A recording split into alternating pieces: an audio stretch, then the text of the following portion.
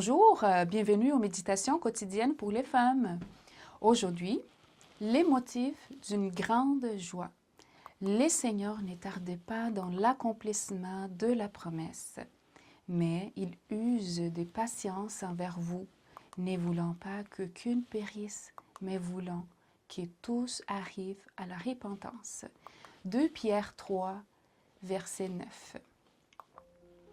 Il y a quelques années, les comités de son Église demanda à l'épouse de leur pasteur de composer l'hymne thème pour la célébration du centenaire de l'adventisme de Cuba.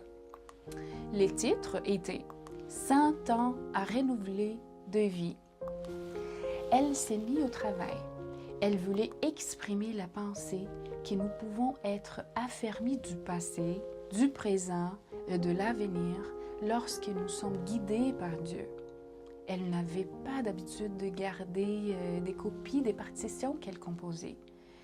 Elle a donc longtemps cru qu'elle avait perdu cette pièce de musique qui avait une signification particulière pour elle.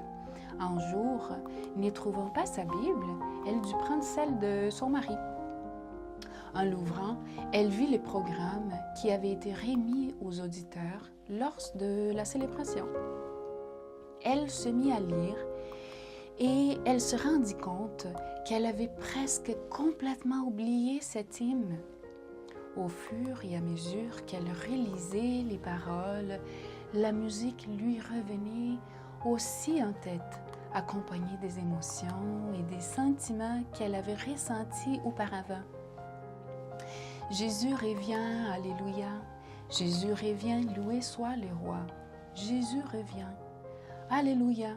Jésus revient, il revient pour toi et pour moi. Notre avenir est assuré. Chère Église, tu seras triomphante. Nous attendons l'annonce. Entre dans la sainte cité.